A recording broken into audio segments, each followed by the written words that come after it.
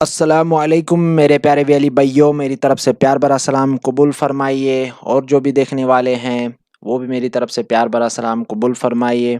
उम्मीद है कि आप सब खैर और आफ़ियत से होंगे। अल्लाह आप सबको खैर और सलामत से रखिए, आफ़ियत से रखिए। मैं हूं आबिद बशीर, आप मुझे यूट्यूब पे देख रहे हो आबिद बशीर ऑफिशियल।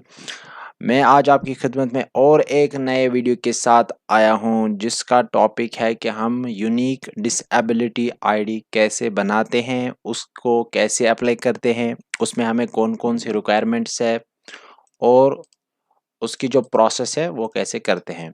तो आज हम देखेंगे कि किस तरह से बनाते हैं, कहाँ पे बनाते हैं और इसकी वेबसाइट क्या है, सीएससी से कैसे बनाते हैं।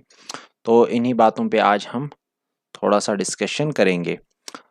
तो बिना देरी किए हम जाते हैं अपने वेब ब्राउज़र पे। यहाँ से हम आएंगे अपने वेब ब्राउज़र पे। यहाँ पे हमें अपने हमारे पास हमारे पास दो रास्ते हैं इसके लिए। या हम सिंपली डायरेक्ट हम इस वेबसाइट जो है swallambans.card.gov.in पे जाएंगे।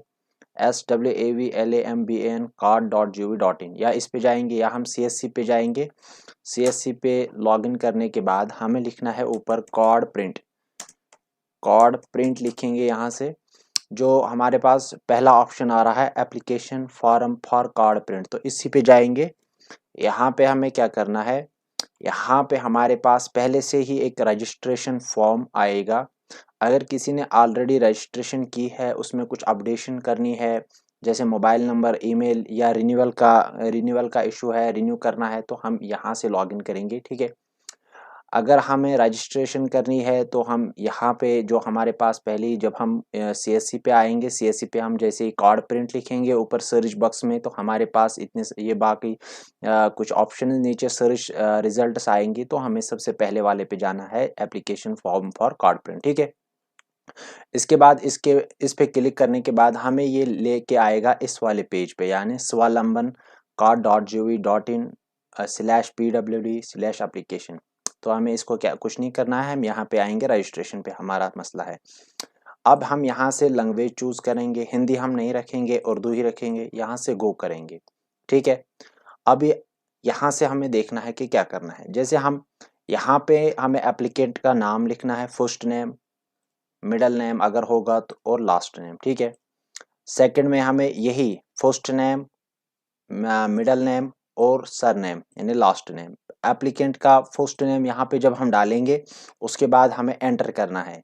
यानी जैसे मैं यहाँ पे लिखूंगा MMM, तो इसके बाद में इसको एंटर करूंगा, इसका बन गया मीम मीम मीम मीम। आया समझ। तो इस तरह से जब हम पहले यहाँ पे एप्लीकेंट का नाम लिखेंगे, उसके बाद वही नाम हम यहाँ पे भी लिखेंगे, उसके बाद एंटर करेंगे इस वाले उर्दू वाले बॉक्स में। जब हम एंटर करेंगे तो वो जो नाम हम इंग्लिश में लिखेंगे वो उर्दू में चेंज हो जाएगा। जैसे मैं यहाँ पे लिखूंगा आबिद। ठीक है।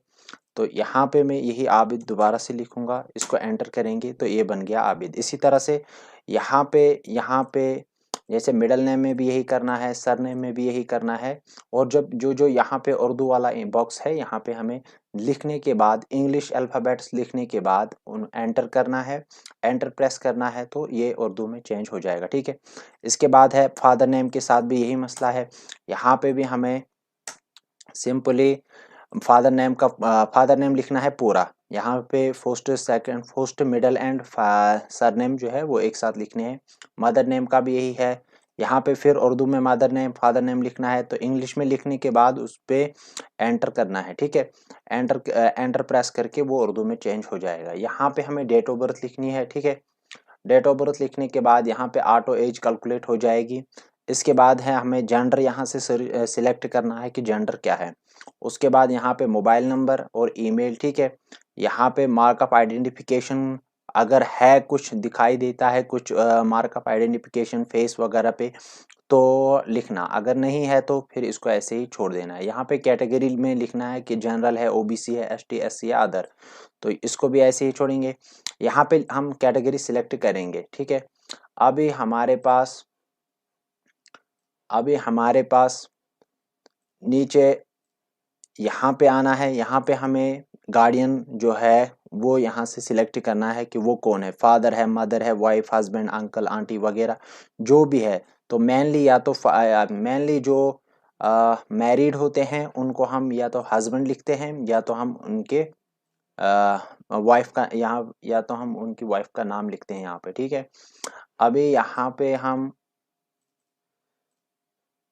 अभी इसके बाद क्या करना है, यहाँ पे हमें मोबाइल नंबर 2 की ज़रूरत पड़ेगी। यहाँ पे पहले मोबाइल नंबर देना है सेल्फ, उसके बाद है अगर गार्डियन के पास मोबाइल नंबर है तो देना है या किसी के रिश्तेदार वगैरह का देना है, ठीक है। यहाँ पे कॉन्टैक्ट नंबर में, ठीक है। यहाँ पे हम क्या करेंगे, यहाँ पे गार्डियन नेम का नाम लिखेंगे। जैसे मैंने कहा कि अगर मैरिड है तो हम हस्बैंड वाइफ का लिखते हैं। अगर अनमैरिड है तो फादर मदर अगर जिंदा है, पेरेंट्स अगर जिंदा है तो उन दो में से किसी एक का लिखेंगे, ठीक है। अब यहाँ से हमें फोटो चूज करना है, यानी एक फोटो और एक सिग्नेचर या थंब इम्प्रेशन। तो सिग्नेचर का जो साइज है वो रहना चाहिए 15 to 30 KB। तो यहाँ से मैं कोई फोटो लेके आऊंगा जो 15 to 30 KB होगा। पहले मैं यहाँ से वो 15 to 30 KB फोटो बनाऊंगा, इसके बाद सिग्नेचर भी बनाऊंगा और उसको मैं यहाँ से अपलोड करूँगा। अब रह गया एड्रेस। एड्रेस क्या है, यहाँ पे अगर एड्रेस है या अगर किसी जगह हम रहते हैं जो विलेज से थोड़ा अलग है, जैसे किसी जगह पे होता है हरपुर, बनपुर, इसी तरह यहाँ पे हम एड्रेस लाइन यानी स्ट्रीट लिखेंगे हम पहले, या मोहल्ला का नाम लिखेंगे, ठीक है। इसमें तो यहाँ पे हम फिर लिखेंगे विलेज का नाम, और यहाँ पे लिखेंगे हम एड्रेस लाइन 3 में हम टाउन का नाम लिख सकते हैं, या इसको ये हम ब्लैंक छोड़ सकते हैं, ठीक है। तो सबसे मस्ट जो है स्टार वाला मैंडेटरी जो है वो है स्टार, ये एड्रेस लाइन 1 इसमें लिखना है। जैसे अगर मैं अपनी बात करूंगा तो मैं यहाँ पे लिखूंगा, मैं यहाँ पे अपने पहले मैं कहाँ रहता हूँ, गाँव में, अपने मोहल्ले का नाम लिखूंगा। इसमें मैं लिखूंगा फिर एड्रेस लाइन 2 में अपने विलेज का नाम, इसके बाद में लिखूंगा टाउन का नाम, ठीक है। फिर सेम यहीं से प्रोसेस करना है, मोहल्ले का नाम, विलेज का नाम और टाउन का नाम, एंटर एंटर दबा के और ये उर्दू में चेंज हो जाएगा। उसके बाद यहाँ से हम करेंगे स्टेट सिलेक्ट, डिस्ट्रिक्ट सिलेक्ट और तहसील सिलेक्ट, फिर विलेज सिलेक्ट, पिन कोड और nature of document. Nature of document हम सब आज आधार ही रखते हैं, तो आधार की एक PDF बनानी है, उसको यहाँ से अपलोड करना है, ठीक है। परमानेंट एड्रेस और प्रेजेंट एड्रेस अगर सेम है या एड्रेस फॉर कॉरेस्पॉन्डेंस अगर सेम है तो यहाँ पे हम सेम एज एबो लिखेंगे और दोनों जगह पे सेम आएगा। अब इसके बाद है क्वालिफिकेशन क्या है, तो इनमें जो भी क्वालिफिकेशन होगी, इलट्रेट, डॉक्टरेट, पोस्ट डॉक्टरेट वगैरह जो भी वटेवर, तो उसको हम यहाँ से सिलेक्ट करके नेक्स्ट पे क्लिक करेंगे। तो जब तक मैं ये सारे जो है ब्लैक जो जब तक मैं ये सारे फिलअप करता हूँ तब तक मैं वीडियो को यहाँ पे पॉज करूँगा। यहाँ से मैंने सारी जो डिटेल्स है वो मैंने यहाँ पे भर दी है। यहाँ पे मुझे ये सिलेक्ट करना है डिस्ट्रिक्ट वगैरह, ऊपर की जितनी भी डिटेल्स थी वो मैंने भर दी है।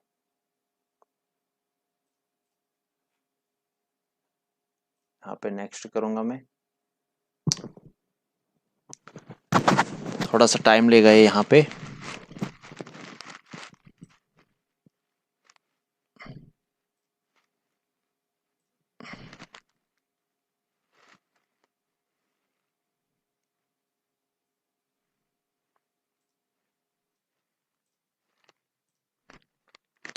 यहाँ से नेक्स्ट पे हम पहुँच गए। पहले मैंने पर्सनल डिटेल्स जो है वो यहाँ पे भरी है, इसके बाद डिसेबिलिटी डिटेल्स यहाँ पे आप देनी है।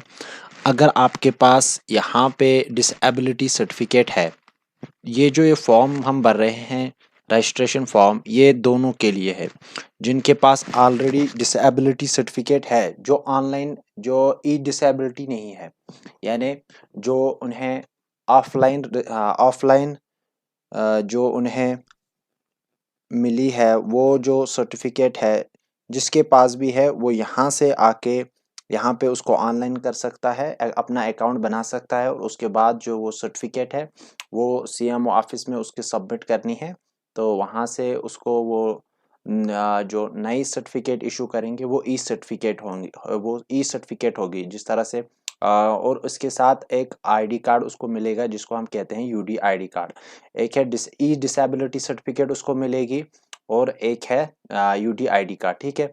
जिसके पास ऑलरेडी ऑफलाइन में कोई सर्टिफिकेट जो है जिसको इशू की गई है ऑफलाइन में सर्टिफिकेट डिसेबिलिटी की, वो भी यहाँ पे आके यहाँ पे ये फॉर्म फिलअप करके उसके बाद अपॉइंटमेंट लेने के लिए वहाँ पे जा सकता है अपने डिस्ट्रिक्ट हॉस्पिटल में। अपने डिस्ट्रिक्ट हॉस्पिटल जहाँ पे सीएमओ साहब बैठते होंगे और वो उनका जो चेकअप वगैरह जो भी उनको करना होता है प्रोसेस सर्टिफिकेट का वगैरह उसको देखना होता है दोबारा से।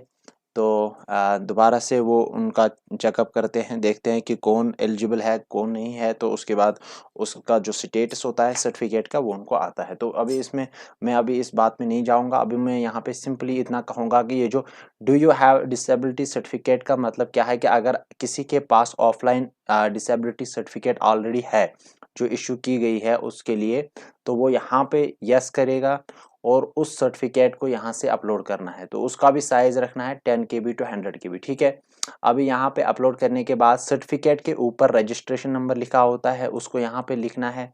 ये सर्टिफिकेट कब इशू हुई है वो यहाँ पे लिखना है और यहाँ पे लिखना है कि ये किसने इशू की है। तो यहाँ पे हम चीफ मेडिकल ऑफिस से मेनली ये सर्टिफिकेट जो है वो इशू की जाती है, तो वही यहाँ पे हम सीएमओ का लिखेंगे, ठीक है। अब यहाँ पे मैं ऐसे ही कुछ लिखूंगा, मानो मेरे पास सर्टिफिकेट नहीं है, तो दोनों के लिए बाकी प्रोसेस सेम है। सिंपली जिसके पास सर्टिफिकेट है उसको यहाँ पे अपने सर्टिफिकेट का नंबर वगैरह देना है, ठीक है। तो यहाँ पे मैं नो लिखूंगा, बाद में मेरे पास ये सर्टिफिकेट ये डेमो वीडियो है तो मैं यहाँ पे अभी यहाँ से हमें डिसेबिलिटी टाइप जो है वो सिलेक्ट करना है। अगर किसी बंदे अब हमें देखना है कि जिस बंदे के लिए हम अप्लाई कर रहे हैं उसको कौन सा इशू है, क्या वो एसिड विक्टिम है, एसिड अटैक विक्टिम है, या यहाँ पे लिखा है इन्होंने ऑटिज्म स्पेक्ट्रम डिसऑर्डर, वो आपको चेक करना है कि उसको क्या है। एज पर आप वहाँ पे देख सकते हो। मेनली हम यहाँ पे जिनको जो भी बंदा लोकोमोटर डिसेबिलिटी यानी जिसको भी मसल वगैरह की प्रॉब्लम होती है, तो मैं यहाँ पे इसको लोकोमोटर में लिखता हूँ। या बाकी ये जो समझने वाली बातें हैं यहाँ पे लो विजन जिसको कम दिखाई देता है, मेंटल इलनेस या मल्टीपल डिसेबिलिटी, किसी को बहुत सारी डिसेबिलिटीज़ एक साथ है तो उसको हम मल्टीपल डिसेबिलिटी में लिखेंगे। जो जो यहाँ पे आपको समझ नहीं आएगा, जैसे ये पार्किंसंस डिजीज़ वगैरह का कुछ ऐसा मसला होता है जो हर एक को, ये मेडिकल लैंग्वेज की यहाँ पे वर्डिंग है तो हर एक वर्ड यहाँ पे समझ नहीं सकते हैं, पहले ही उसको फिर गूगल से सर्च करके आप यहाँ पे सिलेक्ट कर सकते हो, ठीक है। अभी मैं यहाँ पे लिखूंगा लोकोमोटर डिसेबिलिटी, ठीक है। अभी या लो विजन लिखूंगा, ठीक है, लो विजन लिखूंगा। यहाँ से मुझे अब लिखना है कि ये कब से है इसको, ठीक है। अभी डिसेबिलिटी सिनस या ये डिसेबिलिटी सिनस अगर है तो यानी अगर कुछ ही टाइम हुआ है लो विजन का, यानी अगर किसी बंदे को पहले अच्छे से दिख जाता था, अब उसको बाद में कुछ मसला हुआ है आंखों में, अब वो पूरा देख नहीं सकता है, तो यहाँ पे हमें लिखना है कि कब से ये मसला इसको आ रहा है, आंखों का ये मसला है, देखने का जो मसला है, लो विजन का जो मसला है, ये कब से आ रहा है इसको, तो हम यहाँ से लिखेंगे, ठीक है। मानो मैं यहाँ पे 2020 का लिखूंगा, ठीक है। अगर किसी को बाय बर्थ कोई प्रॉब्लम है, वो बाय बर्थ डिसेबल है, ठीक है, उसको कोई इशू है, वो हैंडीकैप्ड है, ठीक है, तो यहाँ पे हम बाय बर्थ लिखेंगे। फिर हमें यहाँ से कुछ भी सिलेक्ट करने की जरूरत नहीं, डेट वगैरह सिलेक्ट करने की जरूरत नहीं है, as we have already set, हमने डेट ऑफ बर्थ जो है वो सेट किया है पहले ही रजिस्ट्रेशन फॉर्म में, ठीक है, पर्सनल डिटेल्स के अंदर।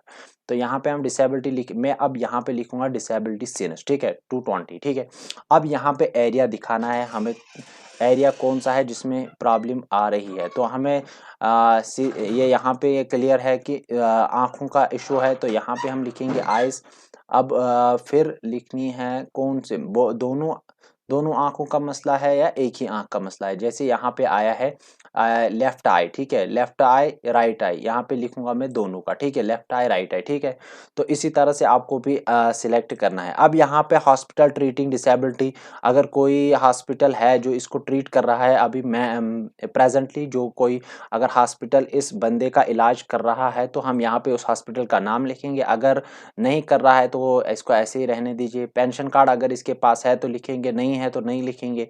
डिसेबिलिटी ड्यू टू, अभी मैंने यहाँ पे डिसेबिलिटी सिंस लिखा, अभी मैंने यहाँ पे डिसेबिलिटी सिनिस लिखा, तो मैं यहाँ पे सिनिस यानी इसको थोड़ा कुछ ही टाइम से ये प्रॉब्लम आ रही है, पहले ये बंदा नॉर्मल था। तो अब यहाँ पे डिसेबिलिटी ड्यू टू क्या लिखूंगा मैं, यहाँ पे मुझे लिखना है या तो इन्फेक्शन है या मेडिसिन है या कोई डिजीज है इसको, या ये हेरिडिटरी वगैरह मैं यहाँ पे नहीं लिखूंगा, इन तीनों में से कोई मैं लिखूंगा, ठीक है। इन्फेक्शन, मेडिसिन या एक्सीडेंट की वजह से भी किसी किसी को ऐसा होता है, डिजीज की वजह से भी किसी किसी को होता है, तो यहाँ पे लिखूंगा मैं ये जो ये क्या यहाँ पे लिखा है, कॉग्निशियल, कॉग्निशियल जो यहाँ पे लिखा है, तो यहाँ पे ये वाली ये ऑप्शन हम उसी को लिखते हैं जिसको डिसेबिलिटी बाय बर्थ होती है, तो वहां पे हम लिखते हैं ये बाय बर्थ।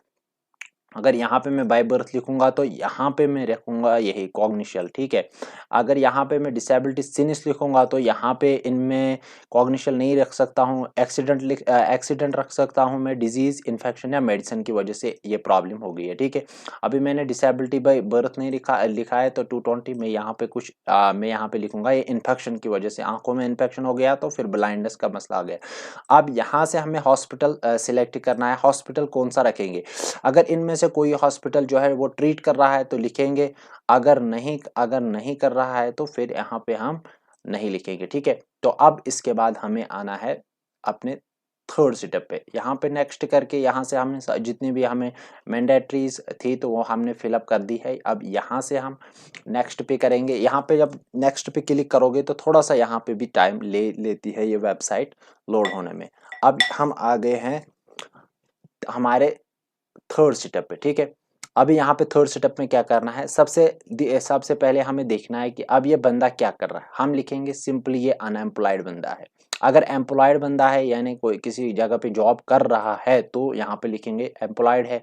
अगर नहीं है, अनएम्प्लॉयड है, मेनली डिसेबल्ड बंदे ज़्यादा से ज़्यादा अगर देखेंगे तो 90 प्लस जो परसेंटेज है वो होते हैं अनएम्प्लॉयड। तो अगर इस बंदे को ज़्यादा दिखाई नहीं देता है अब, तो ये बाहर भी ज़्यादा कम, ये बहुत कम निकलेगा बाहर या काम बहुत कम करेगा, तो मैं इसको लिखूँ, मैंने इसको 20 लिखा है यहाँ पे 2020। मैं यहाँ पे आऊँगा, मैं यहाँ पे 20, ये अनएम्प्लॉयड कब से है, जब से मैंने इसको प्रॉब्लम दिखाई है यहाँ पे मैं तब से इसको दिखाऊंगा कि तब से अनएम्प्लॉयड है, ठीक है। अब यहाँ से हम राशन कार्ड सेलेक्ट करेंगे, वो हम कस्टमर से पूछना है कि राशन कार्ड कौन सा है, मान लो यहाँ पे बीपीएल है, ठीक है। अब इसकी जो पर्सनल इनकम है, जब ये बंदा अनएम्प्लॉयड है 2020 से, ठीक है, अभी मैं यहाँ पे शो कर रहा हूँ ये बंदा 2020 से अनएम्प्लॉयड है, तो मैं इसकी जो इनकम है सबसे कम यहाँ पे मुझे लीस्ट वाला ऑप्शन मुझे मिल रहा है बिलो 10,000, तो मैं यहाँ पे बिलो 10,000 लिखूंगा। अब इसके बाद क्या करना है काम, अब हम यहाँ पे जब हम किसी बंदे जब हम वहाँ पे पर्सनल डिटेल्स में लिखेंगे वाइफ या हस्बैंड लिखेंगे, तो यहाँ पे हमें और एक ऑप्शन आता है स्पाउस इनकम, तो वहाँ पे हमें वो भी फिल करना है, उसको भी हम रखेंगे उस वक्त बिलो 10,000, ठीक है। अब यहाँ से नेक्स्ट करेंगे। अब नेक्स्ट करने के बाद हमें क्या करना है, यहाँ से हमें लिखना है आधार, ठीक है। हमने ऑलरेडी आधार वहाँ पे पहले वाले में अपलोड किया है, तो हम यहाँ से लिखेंगे आधार। तो यहाँ पे हमें अपलोड करने की ज़रूरत नहीं है, अगर इस वाले पे हम टिक करेंगे identity proof same as proof of correspondence, तो आधार ही आज सबका प्रूफ है। यहाँ से हमें लिखना है आधार नंबर, ठीक है। आधार नंबर लिखने के बाद यहाँ पे एग्री करेंगे और यहाँ पे ये कैपेचा जो है सिक्योरिटी वाला, ये सिक्योरिटी हम यहाँ पे कंप्लीट करके यहाँ पे हम कंसर्न देंगे, ठीक है। कंसर्न देने के बाद क्या करना है, हमें प्रोसीड करना है, ठीक है। हमें प्रोसीड, ये हमारा जो है फोर्थ स्टेप है, यहाँ पे हमें प्रोसीड करना है। प्रोसीड करने के बाद क्या होगा, हमारे पास जितनी भी जो भी हमने डिटेल्स भरी है इनका एक प्रीव्यू लिस्ट आएगा हमारे पास, इनका प्रीव्यू लिस्ट हमारे पास आएगा। मैं इसलिए नहीं दिखा रहा हूँ कि बाद में मेरे जो वीडियो है इसको यूट्यूब वाले जो है वो रिमूव करते हैं, इसलिए मैं यहाँ पे बिल्कुल भी कोई डिटेल शो नहीं कर रहा हूँ।